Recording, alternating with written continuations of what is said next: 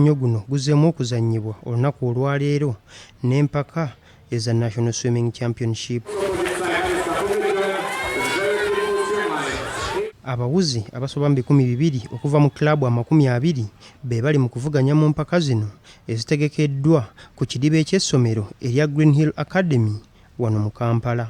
Moses Mwase ono nga ye pulezidenti w'ekibiina ekiddukanya omuzannyo guno wano mu ggwanga ekya Uganda Swimming Federation agamba empaka zino bwe bagenda okulondera ttiimu egenda okukiikirira Uganda mu mpaka za Kana Zone 3 ezigenda okubeerayo omwezi ogujja. Tutandika nga 9 Desemba zigwe nga 12 era nga tulinayo okuwuga, tulinayo water polo, tulinayo kuno okuwuga okw'omumayanja mu nnyanja era nga tusuubira ttiimu ezigenda okuva e Kenya, e South Africa, e Tanzania n'awalala wonna era nga zetwetegekera. So empaka zino nazo zigenda tuyamba okuba nti tusunsulamu abagenda okukiikirira Uganda. Olunaku olwaleero rekodi eziwerako zikoleddwa era omu ku bawuzi aboolesezza omutindo omulungi ye John Kafumbe eyeetabye mu mpaka eza mita 800. Took time for me to plan.